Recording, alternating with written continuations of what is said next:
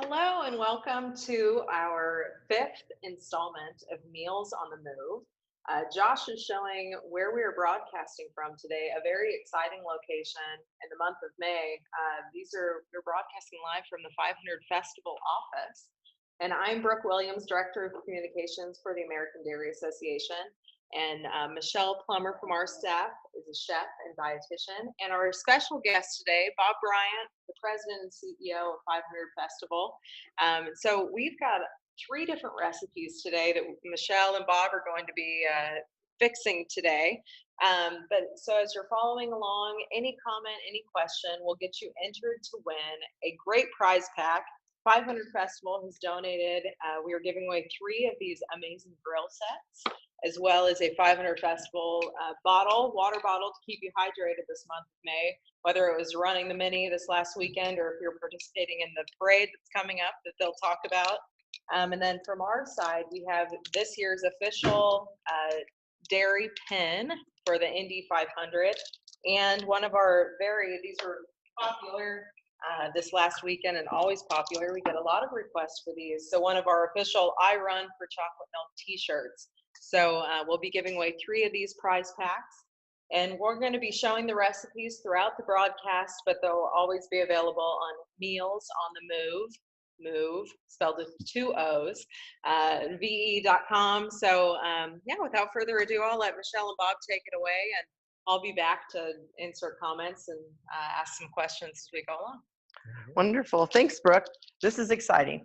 This building is so cool. You have got to have like the best job. I've always said that I've had the best job working for dairy farmers, and we just handed out over 10,000 milks at the mini marathon. Weather was a little soggy, but there were smiles all abound. Everybody getting their chocolate milk. What's May like for you? Well, it's everything we lead up to, right? We were talking earlier about when do we start planning for May? Well, we're already planning for the mini for next year's One America 500 Special Mini Marathon. We're already working on that. So when it's fresh in your mind, you're already thinking about what you might do differently or what you might add to it. But we have an event already coming up again. So this coming weekend is the Chase, JP Morgan, and Salesforce 500 Festival Kids Day on the Circle. So it's a free event on the Circle, and it's all really focused around youth, health, and fitness. Oh, wonderful. Something that you guys are very familiar with. Yes. And also some multicultural entertainment. So it's just a fun, free day for kids on the circle. How many kids do you have? We typically have anywhere from 30 to 50,000 people show up at the circle. How do you manage that? I mean, when you start thinking about it, how do you manage the circle in Indianapolis is a circle, that's its name, but it's spoked so that it's divided into quadrants. How do you manage that kind of an event? Well, it takes a great staff, and we have some great event producers and production people and project managers, but also it takes really this community. So the city of Indianapolis, as many people know, comes together pretty much as well as anybody could ever come together to support large events. So whether it be a Goodwill Games or the Olympics or the Final Four, but certainly all the activities in the month of May. So the track itself is going to host about 500,000 people in May. Well, the 500 Festival is going to produce events for about 500,000 people in May as well. How many major events do you have during the month of May, and then minors? I know that kind of divides them out because you don't need as many volunteers for certain as you do other ones. Well, our two biggest, so we actually produce two of the two largest downtown publicly attended events in the city. So annually, we're the two largest, and that is the IPL 500 Festival Parade. Yes. And then what you guys experienced handing out the milks, which is the One America 500 Festival Mini Marathon and the Delta Dental 5K. So those two events are really the biggest events actually that occur in the city. That's huge. I know last year I was lucky enough to be the car that walked around our float, and that was on my bucket list. I thought that I was just the most amazing walker there was in the parade. But then I realized how many other people are there. Yeah. And we're there like at 6 a.m. and we have 20 or 30 people around our float, but then every float has that many people. Yeah. So your volunteers, where do they come from? How do you make that all happen? Well, now you're at the point where you've got multi-generational volunteers, people that are actually handing it down to that spirit of volunteering, but also being a part of what we all love in Indiana around the month of May. So it's over 7,000 volunteer positions total, Wow. really pretty much in 1 month. So that's filled by about 4,000 people. That's So awesome because yeah, all day long people have been coming in here to pick up their packet. And I originally thought that it was for the race, and I thought, oh, duh, so many other events. yeah, absolutely. So the parade is one where there's just so many different fun activities to do to be involved with as a volunteer. So if it's like walking a balloon down the streets or supporting a float or just helping people find their seats, we actually will have the Boy Scouts will be out numbering seats every year, which is a 60-year tradition of Oh, kids, Boy Scouts being out there wiping down the seats and then actually numbering the street with chalk okay. to number all the seats. So it takes a lot of people to put on these kinds of events. Because I mean, you don't really realize until you start trying. You're walking down Pennsylvania, and then have to make that turn. And I thought, well, that can't be that hard. I make that turn all the time in normal traffic, and trying to move a float, and all of us standing beside, and we're all dancing and being joyous, and that's quite an undertaking. Yeah. So it was pretty exciting for me. I was kind of giddy about it.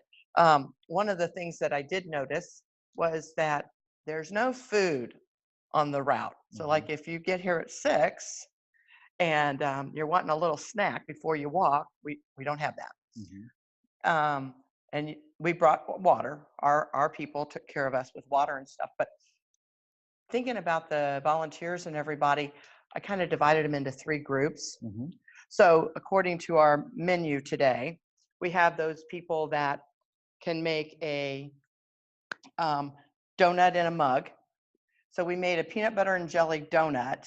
Very simple. The recipe is just flour and eggs and sugar and milk, of course, and put it in the microwave 45 seconds and then top it with peanut butter and jelly.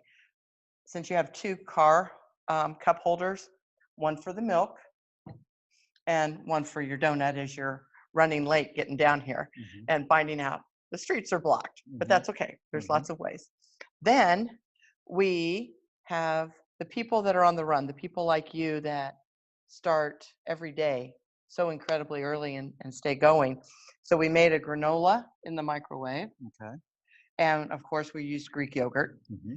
And then for the people at home that don't maybe have to get up as early or as quick or just watch the parade in their comfiness, we made a kaleidoscope because the parade is a kaleidoscope of color um, in the microwave. So everybody has their own mug. You can put out the variety of toppings and then just go crazy with what you want to do. 45 seconds in the microwave and we're done. So out of these 3 options, which one are you? Well, I'd have to say, so I have 3 young boys, and Okay. one thing that we do at home is we make our own granola. Okay. So the granola is a favorite for us. We go heavy on the nuts. So it's Okay. always almonds, pecans, and walnuts. And then coconut's another favorite, and we bake it in the oven. And we'll add, depending on what we want to do, is texture to kind of keep it together, whether you want to use like a pure maple syrup, or you can do honey or just brown sugar. Okay. So that's our favorite thing to do. We make a big batch of it, and sometimes it can last 2 weeks, but the kids eat a lot. So Yeah, it's perfect. What do you put? You put it on with milk, or do you put it just in a pocket and out of a bag, or? we typically use it as a topping. So Okay. whenever we're having cereal and yogurt and things like that, it's just kind of a topping that adds a little bit of flavor to it. So we don't do a lot of heavy sugared cereals. Mm-hmm. So that granola with either some vanilla or cinnamon, or if it does have a little bit of sugar or honey in it, is kind of the sweetener for the fruit and the cereal and the yogurts. Oh, good. Well, let's make one today. Okay. We're going to do the microwave version because everything's better in a mug. And so we can start real simply with a little bit of water. The recipe is on the screen. We're going to use brown sugar because we just travel pretty well with that. Mm-hmm. And that's going to be kind of our syrup, if you will. And if you want to stir it with our ever-present fork, You bet. we add a little bit of oil so it will get that crunchy, but the little clumps that you like so well. Mm-hmm. I'll add some of that in. And These yes. these eggs remind me. So another really fun event, we do something called the Breakfast at the Brickyard. So the 500 Festival Breakfast at the Brickyard, presented by Midwest Engineers, and we have over 70 mayors from all over the state of Indiana, and they all come together.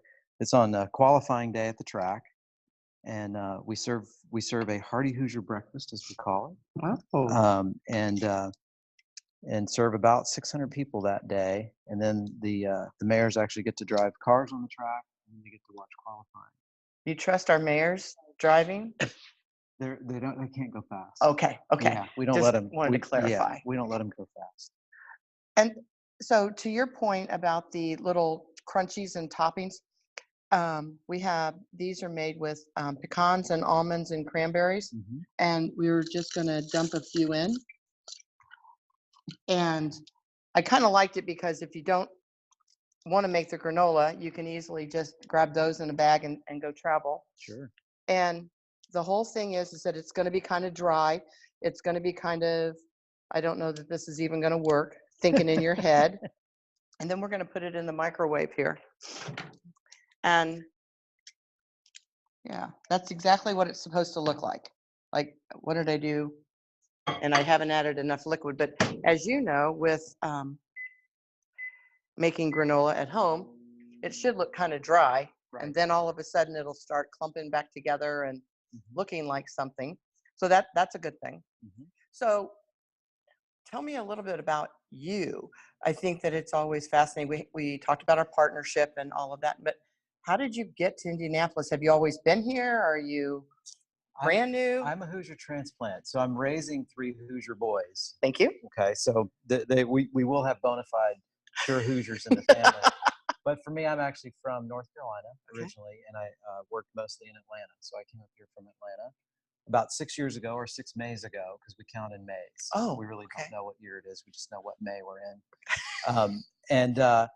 So I think everybody's calendar begins with May and ends with May here. But 6 Mays I've been here. And I think it does in our work too. And it's just been just remarkable to see how the community comes together and how we leverage the value of being the home of the Indy 500 for so many other things. Our mission at the festival is to enrich lives, create positive community impact, and to celebrate the Indy 500. So there's a lot of ways we can certainly celebrate the Indy 500, but we really try to look at how are we enriching lives and how are we positively impacting our community. I know when our CEO came, she started out as a communications person, and one of her things that she can hang her hat on, the peg, is that she brought chocolate milk to the Mini, working with you and developing that relationship. Is there anything that you can hang your hat on in the 6 years that has worked really well for you, or you're really proud of, or anything like that? I think it's really what we have a lot of 33s. We have 33 princesses. We have 33 board directors. But I think really the staff and the board of directors in particular can hang their hat on a strategic planning process we went through about 4 years ago that really got us back to focusing on that enriching lives and community impact piece. Sometimes you can certainly just, the scale of the events we produce, we can just sort of, run our year based on just producing those large events. But when you think about why you're producing them and what the outcomes you want of those are, I think that's what's been really fun. These last 3 or 4 years where we've been able to focus on what kind of good are we doing with these events. So something like the IPL 500 Festival Parade, the Grand Marshal. How can we use the Grand Marshal position to tell a really neat story that's really worthy of being told, that can inspire other people? This year we have Sam Schmidt, who does not have use of arms or legs, and yet he's going to drive himself in the parade, the first Grand Marshal to drive himself. So he has a special vehicle that he can actually operate by mouth, both speed and direction, and he's going to drive himself down the parade route. So when we can share those kinds of accomplishments and inspirational stories, that's something I think that we all like to hang our hat on really every May. Wow, that's just so inspirational. So you talked about the parade. Who's coming to the parade that hasn't been here before? Because we have the regulars and we expect certain bands and certain floats, but who's coming new maybe? Well, of course, the Dairy Association float is always something that we look forward to, and I think everybody looks forward to. The kids love it's kind of new. It looks so good. Yeah. So we try to keep things new in terms of what are the balloons going to be, what are the float designs, what's the opening entertainment act going to look like. So we kind of try to keep things fresh and new and different. On the celebrity front, we almost don't know until about 2 weeks and then 1 week ahead as far as who we can count on and who we can make announcements about and who's coming. Is that a nail biter? It's just a part of the fun. Okay. That's how we'll call it, fun. Yeah. it's a part of the fun that obviously our colleagues out at IMS go through about how that race comes together, but it's the same thing that we go through every year. So it's almost fun for us, just like it is anybody else that's there to watch it or participate in it. That as much as we're trying to manage ahead of time, there are going to be things that will just unfold, and even we can't wait to see what they're going to be. Oh, how exciting. I've lived in Indy my whole life, and I can always remember going to the fair, always packing that Scotch cooler and going out to the IMS, and there were just certain traditions. And so I think May does kind of get everything started in Indy, and how exciting it is for you. Is there any secrets that you want to share with just a couple of friends? Oh gosh, secrets. I'll tell you one thing that I'll share something that not everybody is as familiar with. You're a great cook. Look at that. Yeah. Put things in a cup and microwave it. I can do that. Yeah, this is granola. I mean, it's nice and dry and clumpy. It's got the little bits in it, just like your family likes. This is awesome. So one of the things, it's not really a secret, but maybe something people don't know as much about. This year will be our 4th year that we host a run that you guys participate in as well, similar to the Mini. It's called the Mini Mini. And it's just for kids, so it's not an adult run with a kids fun run before it, but it's only for kids. Oh, they get timing in their bibs, they get a medal, they get a shirt, they get runner services, family celebration zone where they can find you guys for chocolate milk.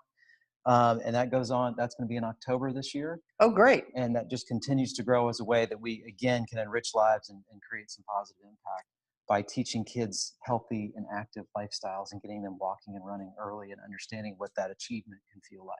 You had a 7-year-old run in the Mini, I think, this year. Me? No, not you personally, but we did. Yeah. What? Yeah, I have a 7-year-old. He did not run the Mini, but he's ready. His brother, when he was 9, ran the 5K. Wow. And he happened to run it with Andrew Luck, and then decided Andrew was too slow. So then. I thought he would be excited about running with him. He was actually more excited about running faster than him. Well, that's a pretty cool thing to hang your So he hat took on. off, and at the finish line, I saw Andrew, and I said, "What happened to my son?" He said, "I don't know. He took off." So I checked the app, and sure enough, he at 9 years old, he did a 5K in 26 minutes. I won't give Mr. Luck's time because I want him to be proud of his accomplishment. But and then I look over, and there he is, quite honestly, with his chocolate milk and a muffin in the VIP tent, which I don't even know how he got into, and he was already done. And I thought, okay. Yeah. So my other two are looking forward to their time. These little Hoosiers you're creating are taking one tab off of your page. That's awesome. Absolutely. Well, we so thank you. Is there any questions you have? I didn't know if you wanted to cut in the PB&J donut. I feel like it's going to be a big hit, but maybe cut into it and show people that there is actually a donut underneath the peanut butter and jelly there.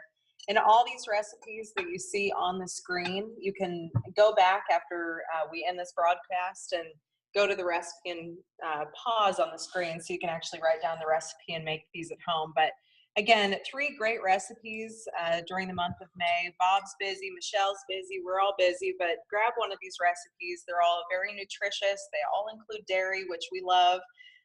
And again, Bob, thanks for letting us come and kind of take over your front office here at the 500 Festival. And we're very thankful for the partnership. And we can't wait. We're having 12 princesses out on a dairy farm on Monday. So you'll have to stay tuned to both of our social medias, as I'm sure we're going to be sharing a lot from that experience. So absolutely. Thanks for having me. It's a pleasure to partner with all of you. Thank you. We look forward to seeing you every year. Great. Yeah, thanks so much. And again, any information can be found mealsontheMOOve.com, and be sure and comment, ask any questions. We'll continue answering them, and you'll be entered to win one of our great giveaways until tomorrow, 1 o'clock. So thanks so much. We'll see you later.